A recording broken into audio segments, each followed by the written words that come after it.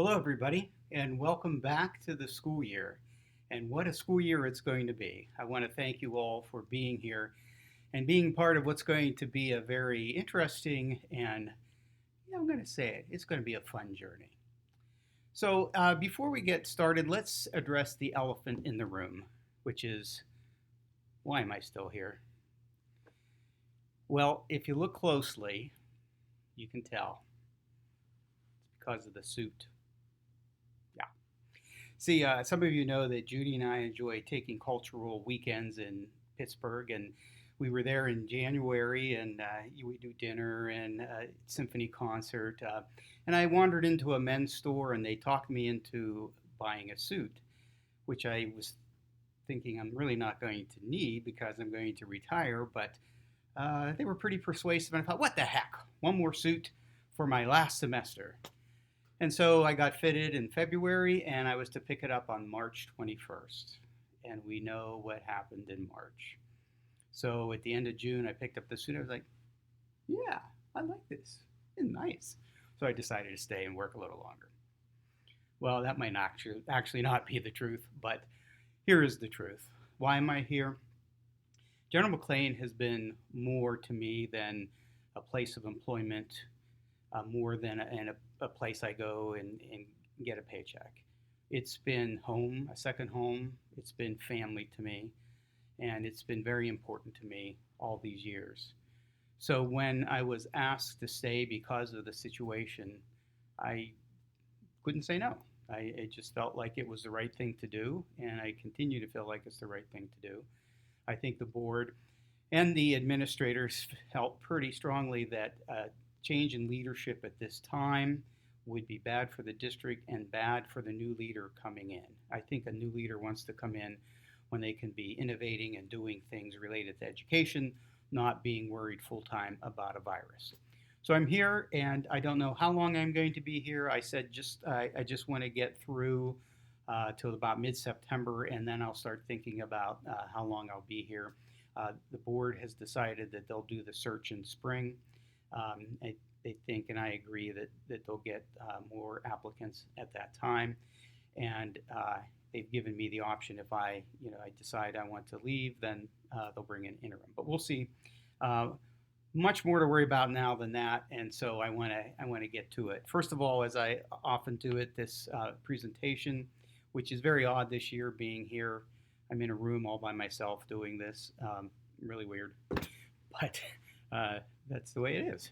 And I want to welcome some of our new staff. We don't have a lot right now, and we don't have a picture right now for Sydney Ware. Sydney is going to be doing autistic support in McCain Elementary. That was where Amy Iaquinta was, and she moved to the high school. And we'll get her picture eventually. Some of you know Alex Stoffer. She did some work for us as an aide, got her teaching degree, and she's going to be filling in for Katie Waddell this year. Katie's on sabbatical. And finally, Kristen Donnelly, our assistant pandemic coordinator. Some of you from McCain know Kristen from her, well, actually she has children in middle school as well. And you know Kristen from that, and she's already turning out to be a great asset and a great help. And we'll talk more about that later. So in the 2021 school year, we're going to be reinventing ourselves. I have always enjoyed, I've always been a student of leadership and management and enjoy reading books about that. And I'm looking forward to the books that are published following this pandemic. It's been fascinating to see the businesses that have thrived, businesses that have closed, and businesses that have just survived. And I think that even though we don't typically think of an educational institution in that regard as failing or having to close, I think that it is possible for us to thrive, that this is an opportunity as well as a challenge. I want to start though, I want to make sure that some things are clear. I spent a lot of time this summer listening to webinars, being in live training, attending meetings where Department of Health officials were present. I usually in the summer I will have had 13 to 17 vacation days in the summer. I've had 5 this year. And a lot of the reason is because of all these trainings that have been ongoing. So I wanted to share with you something that is a little bit strange. I shared this last week on Facebook Live, so you may have heard this before. But I think it's important that we understand how things work with the Department of Health in terms of what they define as isolation versus quarantine. So when someone is tested positive for COVID, they need to isolate for 10 days. After those 10 days, if there has not been a fever for 24 hours, and that fever, without medication, reducing the fever, no fever for 24 hours, after 10 days, they go back to school or they go back to work.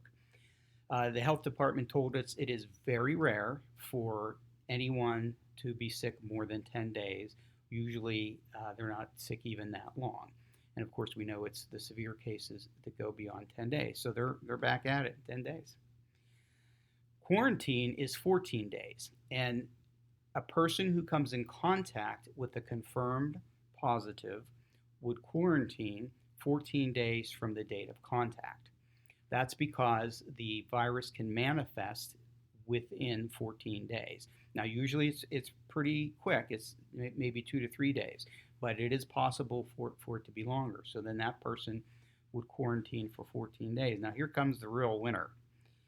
If you're lucky enough to have living with someone, not just a family member, if you're living with someone who has been confirmed with COVID, your quarantine will include the 10 days that they're isolated and 14 days from their last day of isolation. That would be because it's theoretically possible that you could get the virus from them on day 10. So I point that out because we may be in situations, or you may come across situations that sort of, you'll be like, that person was positive and they're back before this other person that they were in touch with. So, and remember to be in quarantine, you have to be within 6 feet for at least 15 minutes with the person who is confirmed positive. Okay, so within 6 feet for 15 minutes with a person who is confirmed positive. So if you're in a situation where you're in the room with somebody who ends up testing positive, but you were never within 6 feet of them for more than 15 minutes, you won't be asked to quarantine. Theoretically, we could have situations, possibly in a classroom, where a student on that side of the room tested positive, but we can verify that X number of students never was close to them for any amount of time, and so quarantine is impossible. So every situation is going to be a little different. It's going to be a little bit odd in some ways when we look at the timing of it. The other thing to understand is that the mask is not considered in cases of determining this quarantine. So it's not a question of, well, yeah, I was within 6 feet for 15 minutes, but I was wearing a mask. That is good, and you should be wearing a mask. But one of the reasons they don't take it into account is they say, well, we're not sure. Did they really have it on the whole time? And did they have their nose exposed, et cetera, et cetera? And they make the statement, and when I say they, I'm referring to the health department, that masks do not decrease the length of quarantine, but they decrease the possibility of the risk of getting the virus. Okay, so those are just some things that I wanted to share with you. Also, understand that a person who has been put in isolation because they're confirmed, or a person that has been put in quarantine, will receive a letter from the county health department releasing them when that time period is up. Now, here's the problem. First problem is our testing is not very good in this country, and it is not happening quickly. So that, for example, a person may manifest a symptom on, say, a Monday. They go for the test on Wednesday, and then they don't get results for a week. So the next Wednesday, they find out they're positive. So they count all those days that that person who felt symptoms on Monday should isolate themselves until they get the results back. So that person would have been isolated for a week and a half, and if they get a negative test, they'll be sort of upset because they didn't really need to isolate, but they do need to isolate, if you know what I mean. But if they do test positive, then they would have another day or two to finish the 10 days, and then the health department releases them. They are so far behind in the health department with their paperwork in terms of letters to release people in isolation, letters to release people in quarantine. They have decided with school districts. I have a contact there, a person that I know who is in the health department who will give me the information about any student or faculty member in terms of they're okay to come back or they have X number of days. So that's how that's going to work. So let's talk a little bit about my survival tips for the coming school year. Okay, what is it we should do? What shall we do? Well, the first thing is I think we all need to understand how the virus is transmitted and not transmitted. And there's a lot of misunderstanding about this. The virus is transmitted through heavier drops of moisture that come out of our mouth and our nose. 6 feet would be a pretty far distance for that to travel. So 6 feet is a really safe distance. The World Health Organization maintains that 3.5 feet is enough. But you're going to find that in a lot of these guidelines, et cetera, everything is set at the outside possibility, which is obviously safe. So if you're within 6 feet of that person, those droplets may come in contact with you. You cannot get it simply by touching the virus. If someone is called shed virus, and I went and I touched the virus, I don't get it unless I touch my eyes, my nose, or my mouth while that virus is still active on me. Okay. Now I've been with a lot of medical people, and honestly, when they talk about all this cleaning we're doing and sanitizing, et cetera, it's a safety precaution. It's not as much of a threat or a concern as the transmission through the droplets. But we do it to be safe. My second survival tip, don't listen to the noise. There's a lot of noise out there and a lot of people who don't know what they're talking about this, that, the other thing about the virus. I listen to the headlines of the news and it's like, I quit watching the news this summer. I just quit watching. During the spring, I was watching every night. Me and Nora O'Donnell, we were there, man. But it's just a little bit out of control, and I think you're better off stick to looking at guidelines and articles from reputable places like the CDC, like the health department. Don't interpret extreme caution as extreme danger. And this goes back to what I was saying about the 6 feet of distance. There's also this thing that if 7 days have passed since a positive person was in the room, there's no reason to really give that room an extra cleaning, because 7 days is the outside edge of how long the virus would survive. Okay, likely it wouldn't even survive that long. So yes, we're cautious and we would clean within the 7-day period, but don't get freaked out about the 7-day thing as it being a danger point. And tune out the political BS. It's really reprehensible to me how politicians have used what should be a rallying point, something that brings us together, that we can all be on the same page about, and it's turned into political mess, and just I advise you to ignore it. Also, understand that any one study is not conclusive. All right, you can read studies, and one will say this and one will say that. When they put together the guidelines from the health department or the CDC, they're not looking at one study. They're looking at the studies in total, and trying to determine what it is that in total the studies tell us. And some of us, we remember that from our educational research class. You can't draw conclusions on anything. I've had people, parents sending me, individual articles about this, that, and the other thing, and it's just not enough information to make decisions. So I try to make all the decisions. I'm following the guidelines as they have been created from a number of studies. The other thing I'd like to suggest is that you look beyond the numbers. The week of August 10th, if you listen to the noise, they were talking about surge in Erie County. The numbers are up. You heard that Erie then went to full online learning because of the surge and because of ventilation. I'm telling you, it's mostly because of the ventilation, but surge is real there. But here's what you have to understand about the numbers. You're going to have a hard time reading this, I'm sure. So I'll explain it to you.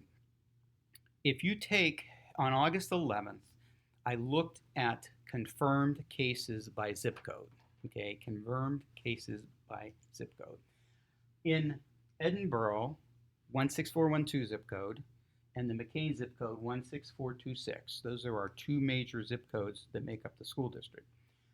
16412 had 21 confirmed cases. 16426 had 6. So that was 27. On that day, there were a total 951 confirmed cases. So our school district accounted for 27 of them. On that same day, 54% of those confirmed cases came from 5 zip codes in Erie. Okay, so, and some of those zip codes contain the nursing homes. I was told also by an infectious disease expert that on one day there were high numbers. 15 of those numbers were from the same family. So what am I saying by this? I'm not saying we ignore the numbers. I'm not saying that it means everything is hunky-dunky.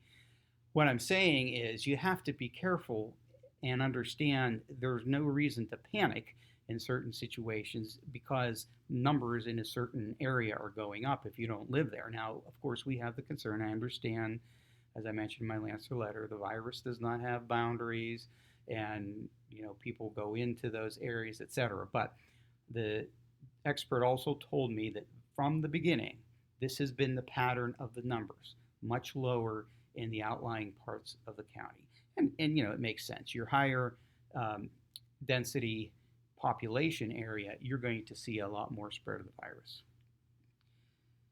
Okay, so above all,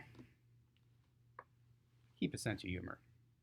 We gotta keep our sense of humor for this, or we'll all go crazy. So I think it's important that remember that, and that we we're not making fun of a serious situation, but we have to have a laugh now and then, or we'll all go crazy. Which reminds me, the other night I went out to pick some basil, and it talked to me. It said, "Quit pestoing me." All right, that's really bad. I know. Come on. No videos this year, so you're stuck with that. So what has changed for 2021? Everything. Everything has changed. And that's okay. We can deal with that. I want to highlight just a few changes. You may get this in your buildings too. But our nurses' offices are not nurses' offices. They're suites. We're fortunate in the school district that all our buildings have nursing suites where we have multiple rooms. So in order to create isolation area for a potential case, all these nurses' suites have 2 doors.